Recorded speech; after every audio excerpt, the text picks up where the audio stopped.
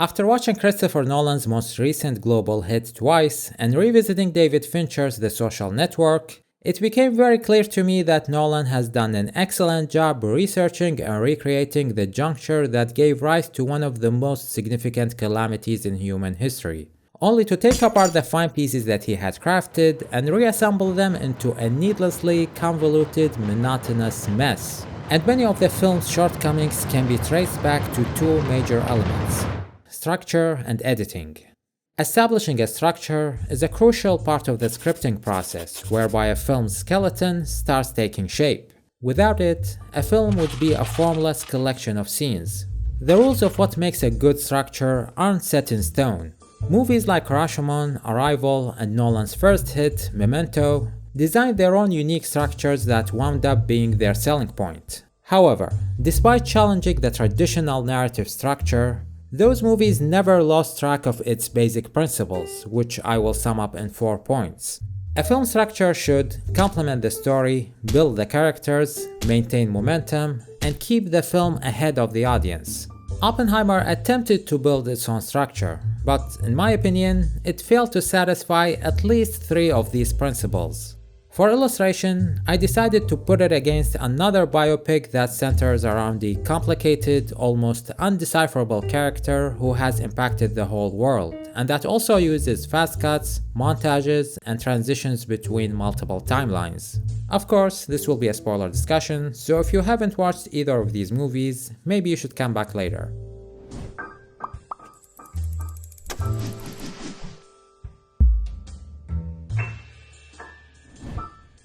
Oppenheimer's structure aims to present subjective and objective perspectives to paint a complete picture of the titular physicist's complicated life. An idea that sounds good on paper, but its implementation didn't really broaden my understanding of the character. The black and white segments, which supposedly represent the objective perspective, didn't do much beyond vilifying Louis Strauss. I don't see how it's an objective view of Robert's character when it's predominantly told through Strauss's very subjective perspective. I'd argue the cue clearance hearings when Robert is not in the chair present a more objective view of his character and actions. Why aren't these scenes in black and white? What adds insult to injury is that the character of Louis Strauss hangs very loosely to the story. His part does not justify repeatedly killing the momentum of the film. I understand his significance to American history, but the film barely scratches the surface of what connects him to Robert. The public humiliation which is portrayed as the root of Strauss's resentment is just skimmed over in a 30-second flashback that I later had to Google just to understand what the hell they were even debating. Aside from the objective-subjective structure, the film also jumps between different timelines, covering Robert's early life as a student, his recruitment as the director of the Manhattan Project, and the aforementioned Q clearance hearings. By going this route, the film ended up stretching its structure too thin, leaving us with only snapshots of his relationships and career. For instance, the film shows a scene where Robert poisons his professor's apple. Why did he do that? Is it because the professor told him to stay in the lab? You finish coaching those plates. I'd say that's a weak motivation for attempted murder. Why is this a part of the story? If the film isn't going to present a compelling motivation, then maybe it shouldn't show the action, especially when this action has no ramifications. Let's take a look at his love interests, starting with Jean Tatlock. They meet at a house party, talk for a minute, have sex, and the next time we see them together, she's upset with him. Why? I don't know. She tells him, "I didn't expect to see you today." Does that mean he doesn't call or meet her very often? I'm not sure. It's really difficult to tell when the main character literally runs away from the scene within 20 seconds. The next time we see them together, she's even more upset, with a particular revulsion for flowers. She really doesn't like them. Why? I don't know. Maybe she's allergic. The film keeps showing these actions without providing me with proper motivations. Same with his wife Kitty. In their first couple of scenes, they talk and fall in love, and in their very next scene, she's drunk and pissed. If the runtime was the excuse for this choppiness, then maybe the film could have used some trimming. Many characters, entire scenes even, could have been dropped in favor of a more cohesive whole. It's a fictional dramatization. It's not obligated to show or even mention every single person that ever shook hands with Robert. Seriously, Oppenheimer may have broken the Guinness record for the number of name drops in a single film. Well, have you met Dr. Goethe? You met Colonel Pash? It's Niels Bohr. Eisenberg. Mr. Hoover. Bohr. Patrick Blackett. Henry Luce. Hans Bethe. Roger Robb. Picasso, Stravinsky, Freud, Mark. What's his name? Kennedy. John F. Kennedy. You should use your full name. I like that name. Robin. Limiting the number of characters and the amount of information can help drive the focus to the more essential bits. If characters like Rosie Luminitz and Werner Heisenberg aren't going to play a significant part in the sequence of events, then leave them out and make room for more important characters. If the film isn't going to dig any deeper into the Chevalier incident, then maybe drop that whole thing. And it's not just that we don't spend enough time with some of the key characters and subplots, but also that the time that we do spend with them isn't used efficiently, which brings me back to Kitty. In her second scene, when it seems like she's having a heart-to-heart chat with Robert, you would expect the film to take this chance to give me a good reason to care about her. Instead, the movie uses this time to submit the resume of one of her ex-husbands. My second husband was Joe Dallett. He was a union organizer in Youngstown, Ohio. Hard enough to spend the next 4 years living off beans and pancakes, handing out the Daily Worker and factory gates. A film that attempts to cover a myriad of events and characters should build a firm structure with clearly defined components, just like what David Fincher did with The Social Network. The movie is separated into 3 timelines. The first one follows Mark through the development of Facebook from inception to overexpansion. It tells the main story in a straightforward manner while establishing a number of key characters, not just introducing, establishing. A simple 5-minute dialogue scene tells me pretty much everything I need to know going forward. Unlike Jean and Kitty, I know exactly why Erica is upset here. Because you're an asshole. The second timeline takes place in a deposition hearing between Mark and Eduardo. This one highlights Mark's former unpopularity and yearning for inclusion. And the movie doesn't introduce this timeline at some random point, like what Oppenheimer does when it switches to black and white within the first 2 minutes. Before that, the movie puts Eduardo in the picture, shares his sincere concern about Mark's blog, letting me in on their friendship, and then it shows me this. This is quite intriguing. Now I want to know what happened. I want to know what befell these 2 close friends. The third timeline takes place in another deposition hearing between Mark and the Winklevoss twins. This one highlights Mark's smugness and arrogance, and just like with the previous timeline, the movie doesn't just randomly jump to this one. It shows the Winklevoss twins winning a rowing match by a wide margin earlier on, illustrating their competitive nature. Following that, we witness their enthusiasm for Mark's programming skills in the wake of the hacking incident. And then the movie cuts to the deposition scene. Again, I am intrigued. I want to know why these potential partners turned against each other. Beyond that, the deposition scenes are effectively utilized for exposition. In many instances, the movie cuts to these hearings to deliver relevant information that would otherwise feel forced or out of place in a normal conversation. To be fair, Oppenheimer does that as well. Sometimes it switches to the black and white segments or to the Q clearance hearings to deliver certain information. But the problem is that the quote-unquote normal conversations of the film are filled to the brim with clunky exposition, which often makes alternating between different timelines rather redundant. The Social Network's narrative works so well because the 2 supplementary timelines are skillfully woven into the main picture's fabric, revealing certain details and manifesting different characters' traits and tendencies. Something Oppenheimer tried to achieve but ended up creating a wobbly structure. I think that where people encounter frustrations with my narratives in the past, sometimes I think they're slightly missing the point. It's not a puzzle to be unpacked. It's an experience to be had, preferably in a movie theater, but also at home, hopefully in an unbroken period, in a sort of linear period. It's an experience to be had. That is the point of it. That's the feeling of it. It's really difficult not to be charmed by Nolan's eloquence. He's like one of the most soft-spoken people ever. And I want to take this moment to declare myself a Nolan fan. Memento and The Prestige are among my favorite movies of all time, but my god does he need to listen to his own advice. I wanted to enjoy Tenet and Oppenheimer more, I wanted to feel them, but I couldn't, and the editing is one of the main deterrents. To elaborate, I will start with the most basic form of editing, by examining some of the film's dialogue scenes. The way characters converse in Oppenheimer makes it feel like they're not listening to each other. It seems like they're just completing each other's sentences. I'm teaching something no one here has dreamt of. But once people start hearing what you can do with it, There's no going back. it seems a little reductive. Pragmatic.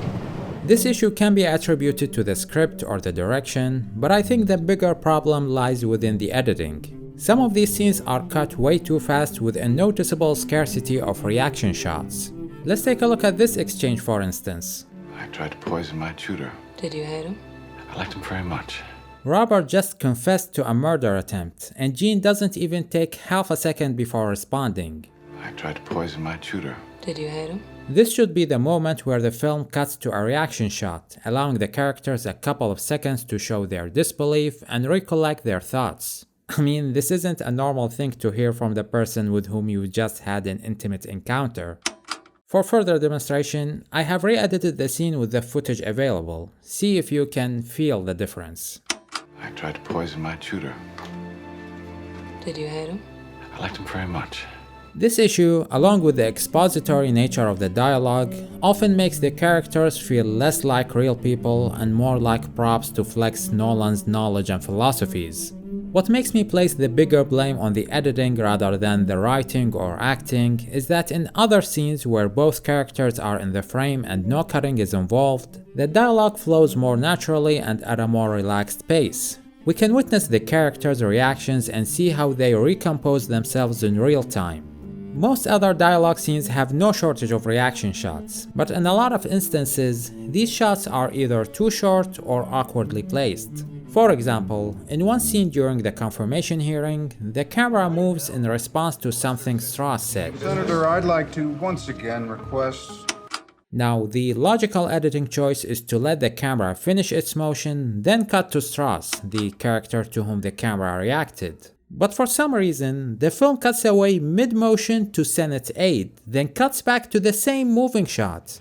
Unless there's any immediate Senator, I'd like to once again request that we're furnished with a list of witnesses. First, it's usually discouraged to cut from a moving shot to a static one like so, especially if they're going to cut back to the same moving shot anyway.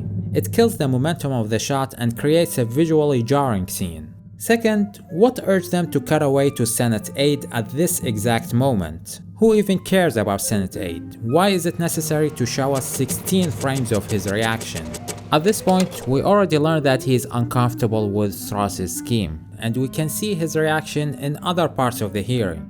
Even if they had to show this particular shot, if for whatever reason the film can't progress without these 16 frames, then just wait for the camera to finish its motion, cut to Strauss, the more important character to whom the camera reacted, and then cut to aid. I know this is not a big deal, but it's one of the many odd editing choices that make me wonder why. Such odd choices aren't limited to the dialogue scenes. In this shot, for instance, we see Kitty riding her horse, and suddenly she glitches to a different part of the screen. Bear in mind that this is the scene where we learn about Jean's death, a scene that is supposed to be sad and somber, not weird or disorienting.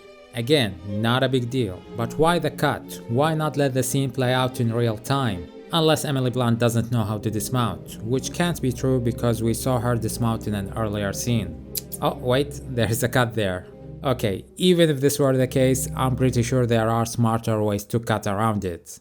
The film also has this irritating impulse to cut away from the main scene whenever a name is referenced or an action is described. A character might say, "I had breakfast this morning," and the film would cut to a few frames of a fried egg. I know Nolan is known for this kind of quick flashback cuts, but he used to utilize them sporadically to disorient the audience or reveal vital information. With Oppenheimer, there is no strong motivation for a lot of these quick flashbacks.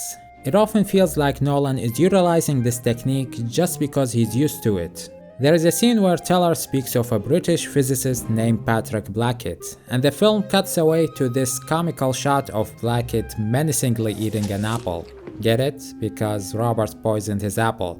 And let's not forget about this awkward scene near the end of the film. This is one of those parts that would be best left to the imagination. Einstein's bittersweet speech about the consequences of Robert's achievement is more than enough for us to paint a full picture of Robert's probable future. We don't need to see the actors in this distracting old age makeup. Nice blue hair you got there, Benny. Now, there is a common notion that the best editing is the one you don't notice. While I understand where this is coming from, I disagree with its generalization. Some of the best editing choices I can think of are ones that I do notice, and The Social Network is a very strong case in point. What was already an incredible piece of filmmaking was fine-tuned to perfection in the editing room. And yes, I do notice the majority of the editing choices. I can clearly see how switching between close-ups and medium close-ups is shifting a conversation's dynamic. When Sean Parker asks about Eduardo's whereabouts, the movie doesn't cut away to Eduardo. It cuts to a close-up of Sean Parker, emphasizing his manipulation of Mark against his friend. I can also see how purposeful and calculated every cutaway shot is. I talked about how the structure of the movie helped build different characters, but also the timing and organization of the transitions between different timelines further developed these characters. For instance, in the scene where Mark pitches the Facebook idea to Eduardo, instead of focusing on Mark, the movie lets Eduardo recount the pitch by cutting to the deposition hearing. In doing so, it was able to juxtapose Eduardo's initial excitement for the idea and his eventual dismay, giving us a preliminary trajectory of this character's transformation. As such, every scene works perfectly because not a single cut is unmotivated or unfit. Everything just clicks into place. On top of all that, the editing is quite versatile in how it approaches different scenes. It gives the movie a range of emotions. In heavy dramatic scenes, the editing is slow and held back. In light, playful scenes, the editing is quick and snappy. During montages, the editing is stylish and energetic. And the movie effortlessly shuffles across this range while maintaining a consistent pace. In contrast, Oppenheimer is all in all a monotonous experience. The opening, the build-up, the climax, and the finale are for the most part subject to the same hyperactive style of editing. It all blurs into what feels like a 3-hour montage. This monotony is exacerbated by the constant use of music. Make no mistake, Ludwig Göransson's score is incredible. I absolutely love listening to it independently of the film. But well composed as it is, it eventually devolved into unpleasant noise after blowing in my head for almost 3 hours in what seemed like a non-stop crescendo. It very quickly went from stimulating to desensitizing to exhausting. On the other hand, the equally impressive score by Trent Reznor and Atticus Ross is way more restrained and well balanced. It was utilized in a way that complements the style of the movie without drowning out its other elements. During key scenes, the music is withheld, putting the spotlight on the raw intensity on display, letting it rise and rise until it peaks, then the melody is released to accentuate the emotion or provide catharsis. And what was your ownership share diluted down to? 0.03%.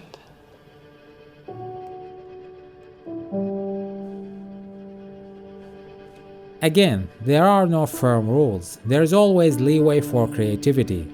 And there are cases where bombarding the senses with quick cuts and a loud, uninterrupted score can work by inducing a sense of anxiety or filling the atmosphere with operatic grandeur, but Oppenheimer is not one of those cases. Before I wrap up, I want to point out that my criticisms don't apply to the entire film. I don't think every single scene was badly edited. In fact, I will mention 3 scenes where the editing was perfect. The Trinity test, the Target debate, and Robert's meeting with President Harry Truman. Interestingly, all 3 scenes had almost no music in them. I feel that I have blood on my hands. I didn't hate Oppenheimer, and I'm not mad that it's being hailed as one of the best movies of the year. It excels in many aspects, and it is a unique vision by an auteur of outstanding merit. However, I was frustrated with it. I wanted to enjoy it as much as most people did. But its shortcomings were very clear to me since my first watch and were further cemented by my second watch. If you'd like to know my ratings for the two movies, I gave Oppenheimer a 6 out of 10 and The Social Network a 10 out of 10.